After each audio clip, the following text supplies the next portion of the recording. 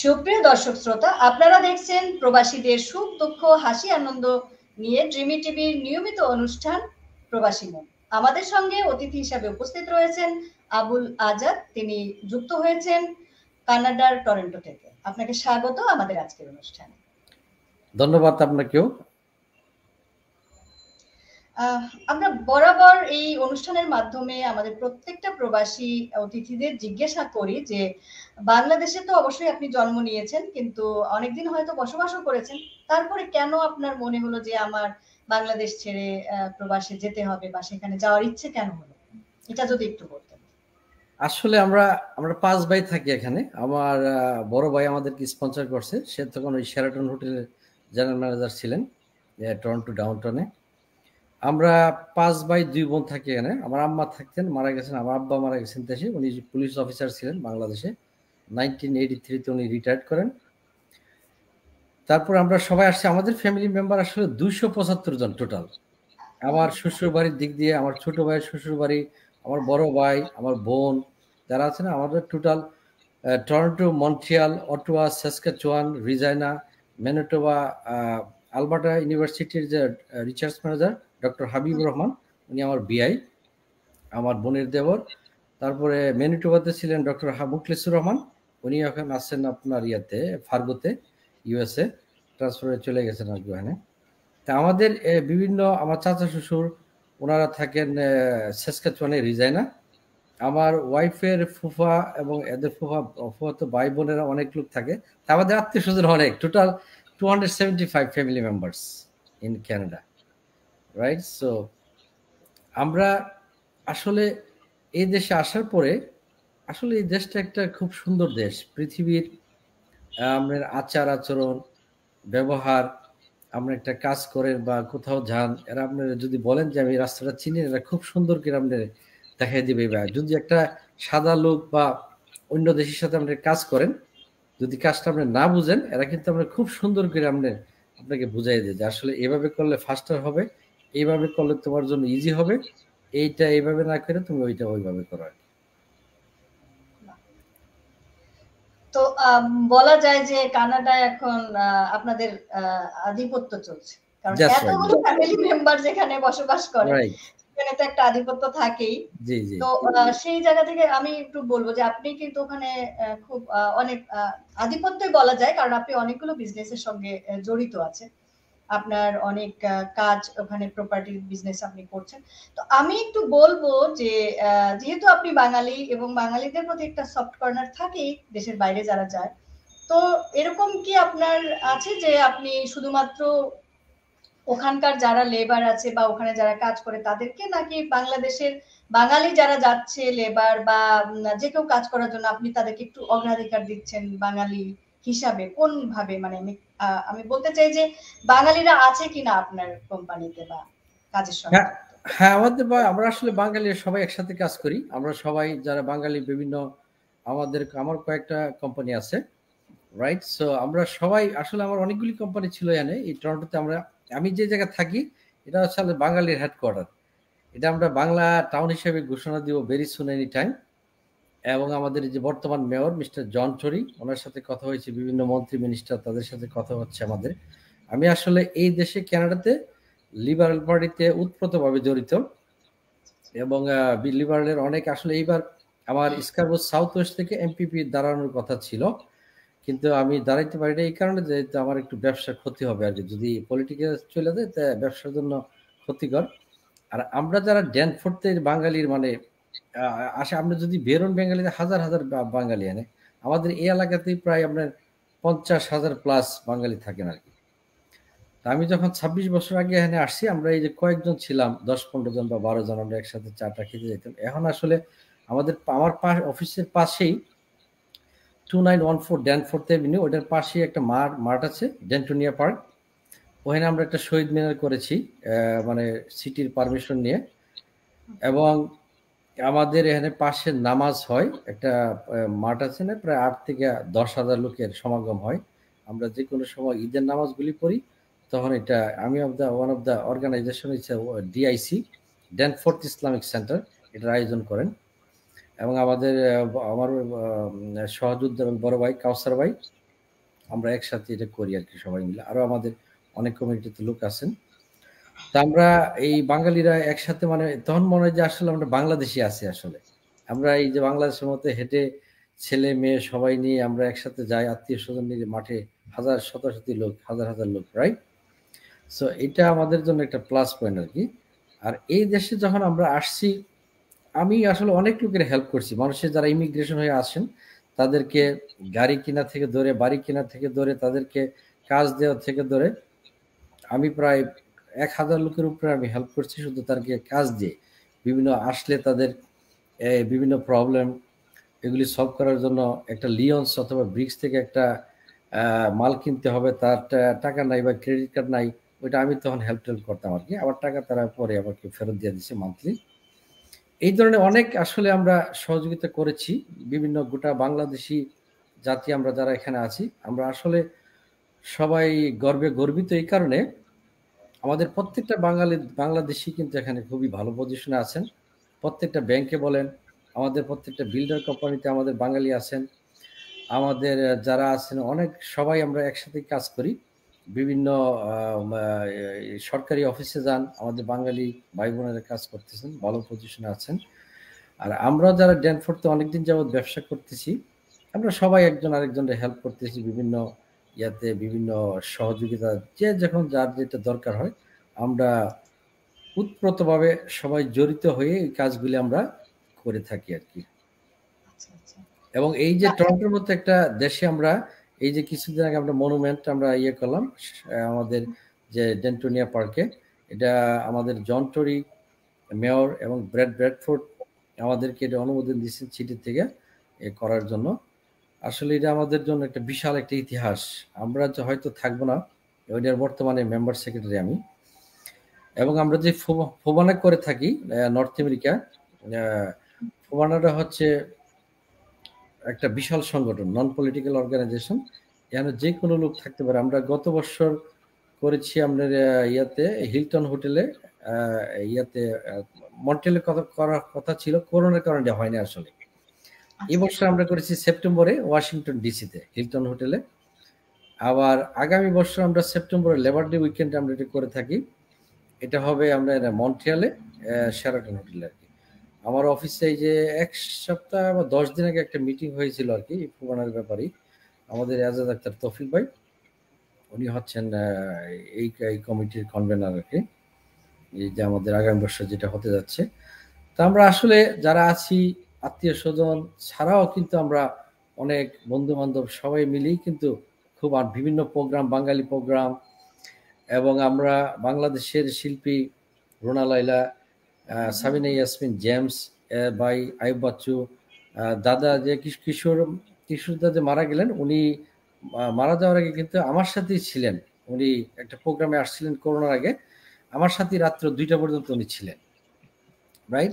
আমরা একই সাথে আইয়ুব বাচ্চু আসলে আমার গাড়িতে আমরা বিভিন্ন জায়গায় নাগরা পৌঁছে নিয়ে গেছি। এবং আমাদের মৌসুমী নায়িকা মমতাজ আপা, যত নায়ক নায়িকা আছে বাংলাদেশের সবার সাথে আমি একদম মানে খুবই পরিচিত আর কি। এরা আসলে আমি এদেরকে নাগরা ফলসে বা বিভিন্ন জায়গায় নিয়ে যাই ঘুরাইতে আর কি। এবং আইয়ুব বাচ্চু যখন উনি মারা গেলেন, আসলে I was very upset, because আমার সাথে যে ওনার যে সময়টা কাটছে কানাডাতে বলার বাইরে, মানে এবং হোটেলে উনি যা ছিল আমার ছাড়া ওখানে উনি যাইতে চাইতে না। তো জেমস ভাই যে আমাদের প্রোগ্রাম করছেন দি টেস্ট অফ বাংলাদেশ 2019 যে আমরা করলাম আগস্টের 5 তারিখ, ওইটার ফাউন্ডার মেম্বার সেক্রেটারি আমি।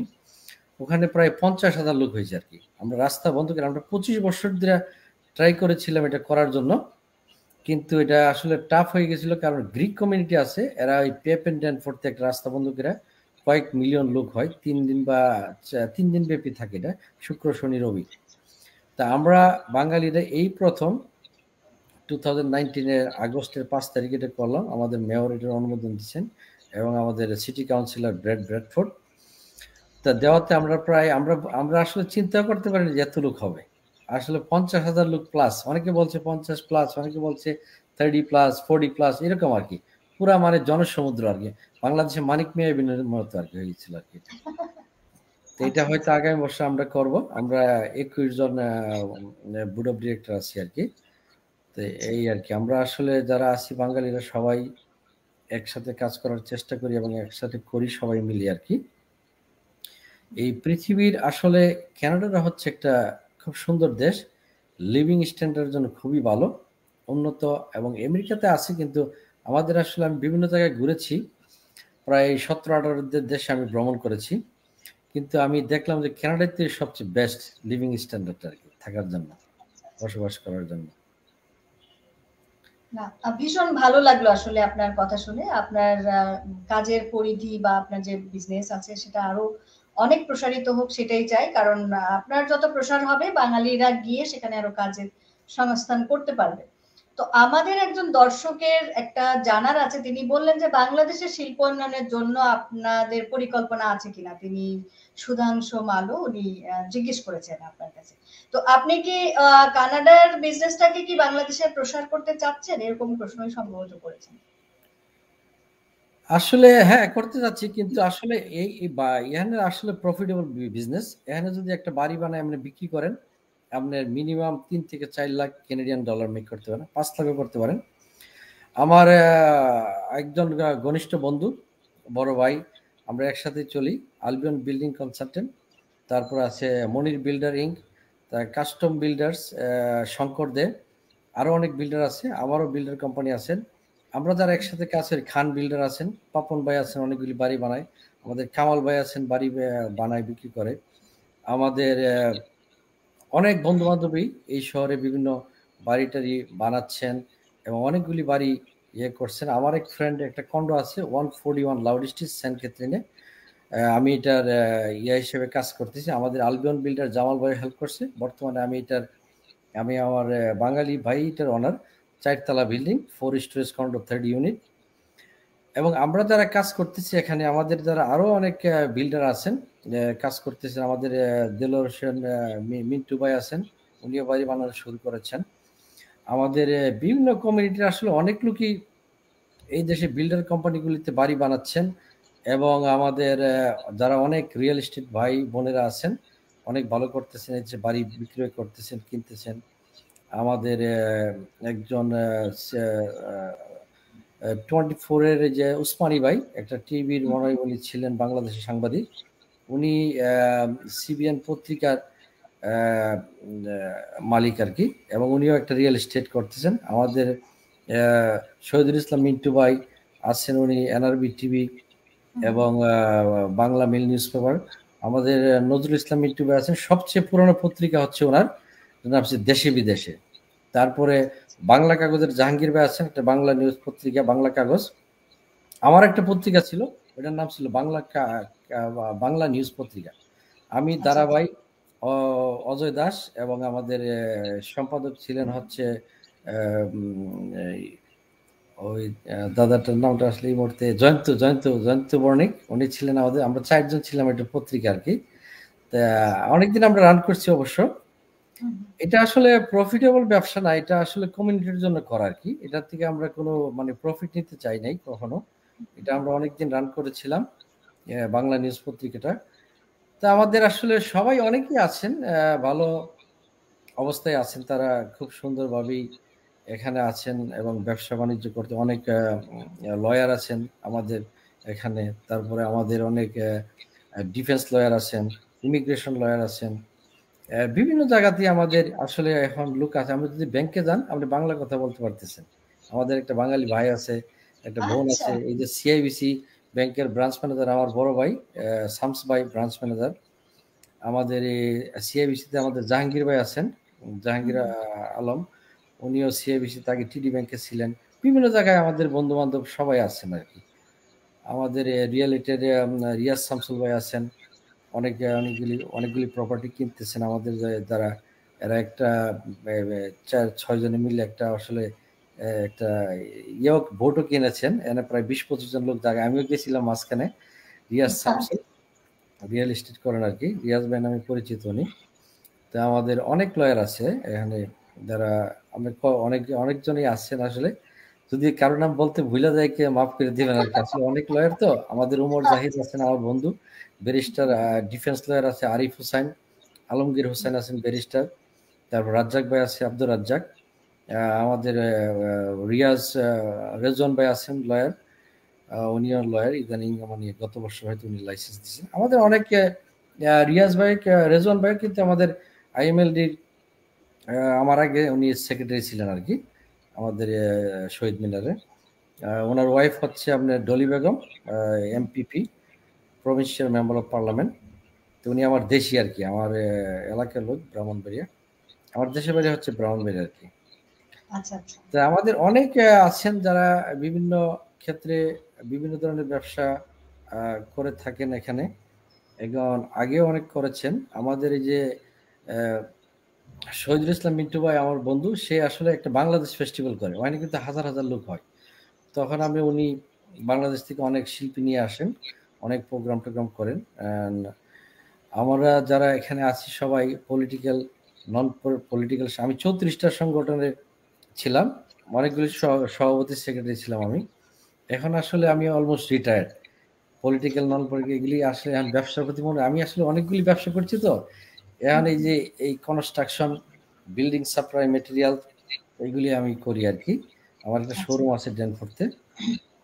তা আগে আমরা অনেক বিজনেস করছি, তখন তো এত সিরিয়াস ছিলাম না। এখন তো ভোরবেলা 6টার সময় ঘুমোতে করি, 7টার সময় ঘুমোতে করে সাইডে চলে যেতে হয় আর কি। তো এখন আমাদের যে আজাদ প্রোডাক্টস লিমিটেড, আমি চায়নার থেকে মালটা আনি অনেক সময়। এবার হইতে অবশ্য আমাদের কন্টেনারের দাম অনেক বেড়ে গেছেন, কারণ আগে ছিল $8,000, এটার দাম হচ্ছে 24 থেকে 25,000 কেনেডিয়ান ডলারের বর্তমানে। আমি চায়না যাই, গোয়ানজু, ফুসান অ্যান্ড জংশন, 3টা সিটিতে। ওখানে আমার লোক আছে, চাইনিজ ফ্রেন্ডরা আছে, এরা মাল আনে আর কি। তা আসলে পৃথিবীটা এখন একদম ফুটো হয়ে গেছে, আর মানুষের সাথে যোগাযোগ বা এটা সেটা করতে 1 সেকেন্ড লাগে মানুষের সাথে যোগাযোগ করতে, রাইট? আমাদের যোগাযোগ মাধ্যমটা, গণমাধ্যমটা একদম ইজি আর কি। আমাদের হ্যাঁ, আমাদের যারা আছেন বিভিন্ন ডিস্ট্রিক্টের সংগঠন আছেন এখানে, আমাদের বিভিন্ন আমাদের সামারে আমরা বিভিন্ন বনভোজন করে থাকি, পিকনিক যেটা বলে আর কি। আমাদের পার্কে অনুমোদন নিতে হয়, অনুমোদন নিয়ে আমরা শতাশতি লোক এখানে, বিভিন্ন ডিস্ট্রিক্টের লোক, আমাদের সভাপতি সেক্রেটারি আয়োজন করে আর কি, অনেক টাকা খরচ করে, বারবাকিউ করে, খাবার দাবার করে, বাঙালি খাবার, রাইট? সো আসলে একটা জিনিস আমি মাঝে মাঝে লক্ষ্য করি, আমাদের কিন্তু কিছু লোক আছেন, মানে শতকরা কিছু লোক আছেন, তারা আসলে গর্ববোধ করে যে আমার ছেলেটা, তাদের ভাষায় আর কি, গর্ববোধ করে আমার ছেলেটা বাংলা বলতে পারে না। আমি আসলে ওইটা লাইক করি না, কারণ কি জানেন, আমি আমার ছেলে বড় ছেলে পরে গ্রেড 11, ছোটটা পরে গ্রেড 9। এরা কিন্তু গ্রেড যখন 5 ছিল তখনই কিন্তু এরা আরবি, এরা বাংলা স্কুলে যায় এবং ইংলিশ। আমাদের বাংলাটা কিন্তু চর্চা করতে হবে, must, mandatory, no matter what. এটা করতে হবে, কারণ কি জানেন, আমাদের কালচারটা তাদেরকে শিখে। হয়তো আজকে আসি আমি, কালকে মারা যাবো, বা 10 বছর 5 বছর আসি দুনিয়াতে। এই যে আমার মা বাবা আমাদেরকে দিয়ে গেছেন, আমাদের তাদের জিনিসটা আমরা ধরে রাখতে হবে। আমরা আসলে বাঙালি, আমাদের বাংলা ভাষায় যে আমাদের শহীদ মিনার করছি এখানে আমাদের ডেন্টুনিয়া পার্কে, গোটা বাংলা জাতি আমরা একসাথে দলমত নির্বিশেষে এটা করেছি, এবং আমরা 21শে উদযাপন করব এখানে। আমাদের আরেকটা পত্রিকা আছে, এই আমার ফ্রেন্ড রনি ভাই, আহাত খন্দকার, ওনার রনি ভাইয়ের পত্রিকা আজকাল, আজকাল নিউজ পেপার, আরেকটা আছে ভোরের আলো পত্রিকা, তাদের সাথে আমি ওতপ্রোতভাবে জড়িত। তা আমাদের যে অনেকগুলি সংগঠন আছে, দেশি বিদেশি পত্রিকা, উনি অনেক আগের থেকেই, আমাদের প্রথম পত্রিকা হচ্ছে দেশি বিদেশ আর কি। তা আমাদের ফ্রেন্ড রনি, মাহবুব চৌধুরী রনি, ওনার বাড়ি সিলেট, এবং আমার আরেকজন সহযোদ্ধা আহাত খন্দকার, ওনার একটা পত্রিকা আছে ভোরের আলো। তা আমরা বিভিন্ন সংগঠন করে থাকি এখানে, পলিটিক্যাল নন পলিটিক্যাল, আমরা একজন আরেকজনের সাথে আমরা ওতপ্রোতভাবে জড়িত, এবং গোটা জাতিটাই আমাদের যেখানে আসছে, আমরা আসলে আমরা সবাই বিভিন্ন, যে যেখানে আছে সবাই সবারই হেল্প সহযোগিতা করতেছে বিভিন্ন কাজের জন্য, বাড়ি কেনার জন্য, বাড়ি বানানোর জন্য, এবং কোন জায়গায় মাল সস্তা পাওয়া যায়, কোন জায়গায় ভালো পাওয়া যায়, right? Quality and quantity both. তো এইভাবেই আমাদের সমাজটা মানে গড়ে উঠছে আর কি। দিন দিন মানে আমাদের হাজার হাজার বাঙালি আসতেছেন এখানে, ভাই বোনেরা সবাই ভালো আছে। এবং আমাদের বাংলাদেশ, আমি একটু জানতে চাচ্ছিলাম আসলে যে আপনি যে বললেন যে ইন্টারন্যাশনাল যে মানে ওখানকার শহীদ মিনার বানানো হয়েছে ইন্টারন্যাশনাল ডে পালন করার জন্য, মানে মাতৃভাষা দিবস পালন করার জন্য। আমার কোশ্চেন আসলে যে এই যে উদ্যোগটা আপনারা নিলেন, এটার পিছনে আসলে কি ছিল, যে কিভাবে আপনারা এটা সফল করেছেন যে শহীদ মিনারটা তৈরি করেছেন? এটা আসলে আমরা আগে আসলে একটা কমিউনিটি সেন্টারে করতাম। তারপর আমরা ওই যে ঢাকা কনভেনরের পাশে নিশিতার পাশে, তারপর আলম ভাই, শামসুল আলম ভাই আমাদের কিশোরগঞ্জের এলাকার লোক, ভদ্রলোক, আলম ভাইয়ের পার্কিং লট আমরা ঘরোয়া একটা রেস্টুরেন্ট আছে, খুবই নাম, এটা অনেক পুরোনো। এটার নাম ছিল আগে প্রিয়াঙ্গন, এটা এখন নামকরণটা হয়েছে ঘরোয়া আর কি। ঘরোয়াটা আসলে আমরা যখন আসছি এটার নাম ছিল প্রিয়াঙ্গন, তখন এই বাঙালি একটা দোকানই ছিল এই আশেপাশে। তো ওনার পার্কিং লটটা আমরা ইউজ করতাম, প্রতি বছর আমরা সবাই ডোনেশন করতাম, ওখানে আমরা হয়েছে। তারপর আমরা গত 25 বছর বা 26 বছর ধরে আমরা ট্রাই করছি, বা মোর ও লেস ট্রাই করছি, কিন্তু আমরা সিটির কোনো পারমিট পাই নাই, রাইট? না পাওয়াতে এইবার জন্টরি আমাদের বর্তমান মেয়র, উনি দ্বিতীয়বার মেয়র এই শহরে। আমার এক ফ্রেন্ড, তার ইলেকশন করেছিলাম আমি, ব্র্যাডফোর্ড সিটি কাউন্সিলর, ওয়ার্ড 19। ওখানে আমরা বিভিন্ন ধরনের প্রোগ্রাম করেছি, এবং ওইটার থেকে আমরা আসলে সিটির অনুমোদন নিয়ে আমাদের প্রায় 2 লাখ টাকার মতো আমরা, বা মোর ও লেস আমরা মানে ডোনেশন কালেক্ট করছি আমাদের বাঙালি ভাই বোনদের কাছ থেকে, বিভিন্ন সংগঠন থেকে। ওইটার মাধ্যমে কিন্তু আমরা এটার করা হয় আর কি। আসলে এটা আমরা ট্রাই করছি অনেকদিন, এই যে বললাম যে আমরা দি টেস্ট অফ বাংলাদেশ, এটা আমরা গত 25 বছর ধরে ট্রাই করতেছি। আমরা একটা মেইন রাস্তা বন্ধ করে, লাইক বাংলাদেশের মানিক মিয়া এভিনিউর মতো এখানে একটা রাস্তা আছে, ড্যানফোর্থ এভিনিউ, এটা আমাদের বাঙালি প্রথম সবাই এসে কিন্তু এখানেই আছে আর কি, বাঙালি ড্যানফোর্থ এন্ড ভিক্টোরিয়া পার্ক। ওইটা আমরা করেছি দি টেস্ট অফ বাংলাদেশ, আমাদের একটা ড্রিম ছিল, আমরা এটা বাস্তবায়ন করে দিয়েছি। এটা আবার হবে প্রতি বছর, করোনার কারণে হয়তো একটু ব্যাঘাত ঘটেছিল আর কি। সেম থিং আমাদের শহীদ মিনার, আমরা সবাই মিলেই এটা ট্রাই করছে, যে যতটুকু পারে ডোনেশন করছে, সহযোগিতা করছে, আর্থিক, শারীরিক, মানসিক সব দিক দিয়ে আর কি। তো এটা আসলে আমরা একটা ইতিহাস, এটা কিন্তু সারা জীবনে থাকবে, এটা আর জীবনে চেঞ্জ হবে না থেকে। এটা যতদিন কানাডা আছে এটা থাকবেই, এটা কিন্তু আর ইয়া হবে না। পৃথিবী যতদিন আছে এটা থাকবেই, আনে এটা কিন্তু চেঞ্জ করার কোনো ইয়া নেই, কারোর কোনো শক্তি নাই। যে আমাদের বিভিন্ন দেশে আছে যে সরকার চেঞ্জ হলে এগুলি চেঞ্জ, এই দেশে কিন্তু আবার এটা নাই, এটা কিন্তু জীবনে চেঞ্জ হবে না, এটা একটা ইতিহাস। এটা অবশ্যই আপনাদেরকে মানে আপনারা প্রশংসার দাবি রাখেন, তার কারণ হচ্ছে যে বাংলাদেশের শহীদ মিনারকে আপনারা সুদূর কানাডায় মানে স্থাপন করেছেন, এবং সেটা যুগ যুগ ধরে চলতে থাকবে, বয়ে চলবে বাঙালির ইতিহাস হিসেবে। আমি একটু জানতে চাইবো যে এই বছর সামনে, গত বছর তো আপনারা পারেন নাই করোনার জন্য উদযাপন করতে 21শে ফেব্রুয়ারি, তো সামনে যে 21শে ফেব্রুয়ারি আসতেছে, এর জন্য আপনাদের প্রিপারেশনটা কি? হ্যাঁ, আমাদের সবাই সব নন পলিটিক্যাল বিভিন্ন সংগঠন সবাই উৎপ্রতভাবে জড়িত এটার সাথে, এবং এটা জাঁকজমকভাবে উদযাপন করা হবে। সিটির মেয়র থাকেন, মিনিস্টার থাকেন কেনেডিয়ান, মিস্টার বিল ব্লেয়ার, তারপর আমাদের লোকাল এমপিপি, তারপর আমাদের বাঙালি এই যে ডলি বেগম, সে এমপিপি, রাইট? সো আমাদের মেয়র থাকে এখানে, তারপরে বিভিন্ন সরকারি বেসরকারি লোকজন থাকেন, আমাদের বাংলাদেশি এবং বিদেশি সবাই নিয়ে এটা হয় আর কি। তো এইবার আশা করতেছি আমি হয়তো কয়েক হাজার লোক হবে আর কি, মাঠে 8-10 হাজার লোক, এই আর কি। আচ্ছা আচ্ছা, না খুবই ভালো। আপনারা কি ওখানে শুধুমাত্র সবাই সমবেত হন, নাকি বাংলা কালচারটাকে ওখানে উদযাপন হ্যাঁ, করেন? সবাই একদম ফিজিক্যালি সবাই থাকবে, কারণ করোনার কারণে গততে আমরা 2-3 বছর এটা করতে পারি নাই, কিন্তু আমরা সবাই ফিজিক্যালি থাকবো এখানে, সবাই ফুল দিয়ে লাইন ধরানো থাকে, বিভিন্ন সংগঠনের নাম ঘোষণা করা হয়, তারপর তারা ফুল দিয়ে চলে যান। বিভিন্ন পলিটিক্যাল, নন পলিটিক্যাল অর্গানাইজেশন আসেন, বিভিন্ন আমাদের দেশের বিভিন্ন ডিস্ট্রিক্টের সংগঠনের অ্যাসোসিয়েশনের সভাপতি, সেক্রেটারি, উনি ওনার কমিটির লোক নিয়ে আসেন ফুল দেওয়ার জন্য। এইভাবে এটা করা হয়েছে আর কি। এটা আমাদের সবাই দলমত নির্বিশেষে আমরা এই কনস্ট্রাকশনটা আমরা করেছি আর কি, অনেক টাকার মাধ্যমে, এবং অনেকে আছে বাঙালি, আমরা অনেকে অনেক মোটা অঙ্কের আমরা ডোনেশন করেছি আর কি, অনেক এই আর কি। তো আমি এইবার একটু ভিন্ন প্রসঙ্গে যাব। আপনি যেহেতু এখানে বললেন, অনেকগুলো মানুষের কথা বললেন যে যারা কানাডায় গেলে আপনার সঙ্গ চায় বা আপনি তাদেরকে অনেক সময় দেন বা আপনি তাদেরকে নিয়ে অনেক রকমের এন্টারটেইন করেন তাদেরকে টোটালি। তো মানুষ মানে প্রবাদ আছে, আমি অনেকের কাছ থেকে এই ক্ষোভের কথাটা শুনি, যেটা আপনাকে আমি জিজ্ঞেস করতে চাচ্ছি যে তারা বলছেন, যারা আমাদের প্রবাসী আছেন তারা বলে যে আমরা আমরা প্রবাসে আছি, বাংলাদেশ থেকে যারা আমাদের লোকজন আসে তাদেরকে, যারা সম্মানিত ব্যক্তি হতে পারে, সেটা পলিটিক্যাল অথবা হতে পারে কালচারাল, তারা আসার পরে আমরা তাদেরকে প্রচন্ড ভাবে এন্টারটেইনমেন্ট করি। আবার বাংলাদেশে যখন আমরা যাই তখন আমরা আবার তাদেরকে এন্টারটেইনমেন্ট করি, কিন্তু আমরা কোথাও এন্টারটেইন হই না।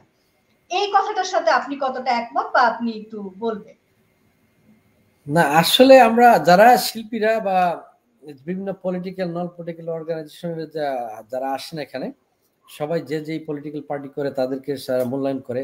বিভিন্ন নায়াগ্রা ফলস মেইন, এখানে দেখ নায়াগ্রা ফলসে নিয়ে যায়, মন্ট্রিয়ালে নিয়ে যায়, কুইবেক সিটিতে, বিভিন্ন জায়গায় নিয়ে যায়। আসলে আমার যে যতগুলি শিল্পী বা বিভিন্ন সংগঠনে আমি জড়িত ছিলাম আগে, ওইগুলি থাকার কারণে আমার রুনা লাইলা থেকে ধইরা একদম আমাদের যত শিল্পী আছেন সবাই, এবং সাবিনা আপার থেকে ধইরা আমাদের আয়ুব বাচ্চু, আমাদের নায়ক, আমার এলাকার লোক আলমগীর ভাই, সবাই আমার গাড়িতে বিভিন্ন জায়গায় নিয়ে আমি ঘুরাইছি, বিভিন্ন যেখানে যেতে চাইছেন। আয়ুব বাচ্চুর সাথে আমার লাস্ট দেখা হয়েছিল কানাডাতে, এবং আমরা একসাথে হোটেলে বিভিন্ন জায়গায় নায়াগ্রা ফলসে। এবং কুমার বিশ্বজিৎ যখন আসার পরে গিয়ে অসুস্থ হয়ে গেলে আমি আসলে খুবই মনটা খারাপ ছিল। উনি যে আমরা গান টান গিয়ে আসার পরে উনি প্রায় রাত্র 2টা-3টা পর্যন্ত আমরা একসাথে আড্ডা দিয়েছিলাম আর কি। তো ওই স্মৃতিগুলো আসলে মনে পড়ে। রাইট দাদা, এন্দ্র কিশোর দাদা এবং আয়ুব বাচ্চু, যারা এখন আমাদের সাথে নাই, কিন্তু তাদের স্মৃতিগুলি আমি মাঝে মাঝে যে আমার ফেসবুকে এটা মানে ছবিগুলি দিয়ে আমি আসলে নিজেই মানে মানে কান্নায় ইয়ে হয়েছে যে কত স্মৃতিগুলি আর তো নাই। রাইট, আমাদের যে অনেকে আসেন, আমরা যথেষ্ট মূল্যায়ন করি তাদেরকে। এই দেশে আসার পরে যে কোনো লোকই তাদের সাথে সম্পর্ক থাকুক, তারা চেষ্টা করে তাদের যতটুকু do their best, try to help them out and show them the CN Tower, বা যেখানে যাইতে চায় মানে শপিং সেন্টার বিভিন্ন জায়গায় নিয়ে যায় আর কি। না সেটা না, আমি বললাম যে আপনি তো আপনার জায়গা থেকে করেন, কিন্তু যাদেরকে আপনি ওখানে এন্টারটেইনমেন্ট করেন, আপনি কি তাদের কাছ থেকেই বাংলাদেশে আসার পরে সেই ধরনের এন্টারটেইনমেন্ট পান, নাকি তারা আপনাকে অ্যাভয়েড করে? আমি না এটাই জানতে আমাকে আসলে কেউ অ্যাভয়েড করে না, বুঝছেন। পলিটিক্যাল হোক আর নন পলিটিক্যাল, আপনার আমাদের শিল্পী হোক, আমাদের সুবিরদা, যখন আমি একবার ইয়াতে সোনারগাঁ হোটেলে গেলাম, তো উনি আমার দেখছে, কিন্তু আমি আসলে দেখি না ওনারে। উনি কিন্তু দেখে আজাদ করে ডাক দিয়ে এসে একদম আমি একটা প্রোগ্রামে গেছিলাম আমাদের দারাভাই আবু জুবাইর দ্বারা, উনি একটা আমাদের নর্থ আমেরিকার বড় সংগঠক। দারাভাই আমার ফ্যামিলি ফ্রেন্ড এবং বড় ভাই, আমরা একসাথে অনেক প্রোগ্রাম করেছি। কিন্তু সে আমাকে কিন্তু পিছের থেকে আমি খেয়াল করি না, আসলে উনি ঘাড় ঘুরে আইসা দেখে আমার একদম কোলে একদম ধরতে। আলমগীর ভাই নায়ক তো আমার এলাকার লোক, নবীনগর থানা, রাইট। সো রুনা লাইলা, সাবিনা ইয়াসমিন, যত শিল্পী আছে, ফকির আলমগীর, ফাতেমাত জোহরা, আমাদের যত শিল্পী আছে, রাইট, আমি কিন্তু দেশে গেলে যথেষ্ট মূল্যায়ন করেছি, আর যথেষ্ট মূল্যায়ন করেছি। এবং ব্যাংকে আমি যখন গেছি, আমাদের অনেক আগে আমার একটা রূপালী এক্সচেঞ্জ ছিল, ওইটা ডাইরেক্টর ছিল আমাদের পাবনার হামিদ শাহ, ডিজিএম ছিল মাইনুল ভাই। আমার টরন্টোতে ছিল একটা রূপালী এক্সচেঞ্জ 3010 আমার ফ্রেন্ড কাজী দেলোয়ার হোসেন জনি, ওর ছিল একটা ইয়াতে। তা এরা যখন আসছে এখানে, আমরা তাদেরকে নিয়ে গেছি, আমরা শেরাটন হোটেলে প্রেসিডেন্ট সুইট দিয়েছিলাম, আমি আর আমার friend Delwar Hossain Johnny, Montreal থাকেন উনি। এবং আমরা সাথে 1 সপ্তাহ ছিলেন। আবার আমি যখন বাংলাদেশে গেছি, একদম পুরো একটা কাজ কাম ছেড়ে দিয়ে গেছে। আজাদ সাহেব আসছে এখানে, ওনার রুমে, তো হামিদ সাহেবের রুমে আমার ঢুকাইলো। ডিজিএম মাইনুল সাহেব বললো যে না, আজাদ সাহেব যাইতে পারবেন না, আমরা স্যারে বলছি আজকে আপনি আমাদের সাথে লাঞ্চ করে যাবেন, রাইট। এবং আমাদের যত আমাদের পলিটিক্যাল নন পলিটিক্যাল মিনিস্টার আসছে, যে পলিটিক্যাল আমার সাথে কিন্তু বাংলাদেশে যাওয়ার পরে পুরা মানে অন্য ধরনের মূল্যায়ন করেছে। আমিও অনেক থেকে শুনছি, আমাদেরই বন্ধু বান্ধব বলছে যে বাংলাদেশে গেছি পরে তো মনে হয় আমার চিনে নেয়, এরকম মন্তব্য, বা ওনারা এরকম পরিস্থিতিতে শিকার হয়েছিলেন হয়তোবা, এই জন্য তাদের এটা ইয়া। ঠিক আছে, আপনার কাছ থেকে শুনে খুব ভালো লাগলো যে আসলে আমরা বাঙালি, আমাদের যে একটা গর্ব আছে যে আমরা অতিথি পরায়ণ বা মানুষকে ভালোবাসি, সেটা যেন বরাবর থাকে প্রত্যেকের মধ্যে। প্রবাসীরাও আমাদেরই লোক, তারা প্রবাসে থাকলেও আমাদের, প্রবাস থেকে আসার পরেও আমাদেরই। তো ভীষণ ভালো লাগলো। আমি আরেকটু কথা জানবো, যদিও আমাদের অনুষ্ঠান প্রায় শেষ, একদমই শেষ পর্যায়ে চলে এসেছি, তারপরেও আপনার কাছে জানতে চাইবো যে আপনি প্রবানা 2017-তে আপনি জেনারেল সেক্রেটারি ছিলেন, এবং বর্তমান যে কমিটি আছে নর্থ আমেরিকার যে স্ট্যান্ডিং কমিটি আছেন সেটার সম্ভবত আপনি ট্রেজারার। হ্যাঁ, আমার একটু জানতে ইচ্ছে করছে যে এই কমিটিটা আসলে কি কাজ করে। এটা কাজ করে হচ্ছে, এর মেইন কাজ হচ্ছে পুরো নর্থ আমেরিকাটা কন্ট্রোল করা, এবং আমরাই ডিসিশন করি আমরা আগামী বছর কাকে বা এরপরের বছর কাকে আমরা এই সংগঠনটা মানে এই সংগঠনটা করার জন্য দায়িত্ব দেব, কোন সংগঠনকে, রাইট। এই স্টিয়ারিং কমিটি হচ্ছে একটা, স্টিয়ারিং কমিটি মেম্বার ছিলাম আমি আগে, এবার আমাকে দায়িত্ব দিয়েছেন। গত ফোবানাতে আমি $5,000 কানাডিয়ান ডোনেশন করেছি ওয়াশিংটন ডিসিতে, ওই সংগঠন আমাদের ইয়াতে। আমরা যে কমিটিতে যারা আছি আমরাই সিদ্ধান্ত করি যে এই 2022-তে হবে মন্ট্রিয়ালে আজাদ আক্তার তৌফিক, উনি একটা বড় সংগঠক আমাদের নর্থ আমেরিকায়, উনি ফোবানার স্টিয়ারিং কমিটির চেয়ারম্যানও ছিলেন, এবং আমরা ওনাকে দিয়েছি কারণ উনি পারবে যে সংগঠনটা করার জন্য। আসলে ওই দিন 3 এবং 4 সেপ্টেম্বর এই 2 দিনে কিন্তু পুরো হোটেল বুক থাকবে আমাদের জন্য। যেই সংগঠনই করে আমরা পুরো হোটেল আমরা বুক দিয়ে দিই। আমাদের ওই দিন শুধু আমাদের বাঙালিদের এই হোটেলটা থাকে আর কি। আমরা উনি শেরাটন হোটেল বুক দিয়েছেন মন্ট্রিয়ালে, লাভালে। তা আমাদের শরাফত হোসেন বাবা ভাই করছেন ওয়াশিংটন ডিসিতে, উনি পুরো হিলটন হোটেল দিয়ে দিয়েছেন, পুরো হোটেলই তার আন্ডারে ছিল। কারণ আমরা ওই সংগঠন যখনই করেন ওই বিভিন্ন শিল্পী, বিভিন্ন প্রোগ্রাম, বিভিন্ন সেমিনার থাকে, রাইট। তা আমরা আসলে স্টিয়ারিং কমিটির সিদ্ধান্ত করা হয় যে আপনি 2022-এ তো দেওয়া হয়েছে, 23-এ আমরা কাকে দেব, রাইট। এরা মূল কমিটি আর কি। আর প্রত্যেকটা বছর যখন আমরা ফোবানা দেওয়া হয় বিভিন্ন সিটিতে বা বিভিন্ন দেশে, ওই সংগঠনের লোকজন সিদ্ধান্ত করে যে ওইটার কে কনভেনার হবে, কে মেম্বার সেক্রেটারি হবে। ওনাদের মধ্যে আমরা সাজেস্ট করি কিভাবে করা যায়, কিন্তু ওই শহরের যারা থাকেন তারাই সিদ্ধান্ত করেন যে ওইটার সভাপতি, secretary, majority must be granted আর কি। যাকে চাই কনভেনার অথবা মেম্বার সেক্রেটারি তাদেরকে বানানো হয় আর কি। এটা খুবই নিউট্রাল, এবং এটা ভোটাভুটির মাধ্যমে হয়, কোনো সময় সিলেক্টের মাধ্যমে হয়, পুরোপুরি আপনার গণতান্ত্রিক পদ্ধতিতে হয় আর কি। না, ভীষণ ভালো লাগলো আপনার সঙ্গে কথা বলে। আরো একটু কথা বলতে পারলে ভালো লাগতো, কিন্তু আমাদের সময় স্বল্পতা।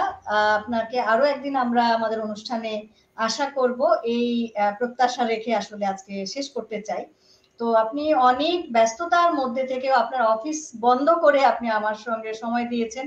আপনাদের এখন রানিং অফিস টাইম, তারপরেও আপনাকে ধন্যবাদ জানাতে চাই। আর আপনি অবশ্যই ভালো থাকবেন, আবারও দেখা হবে। হ্যাঁ, ধন্যবাদ আপনাকে আজকে ইনভাইট করার জন্য।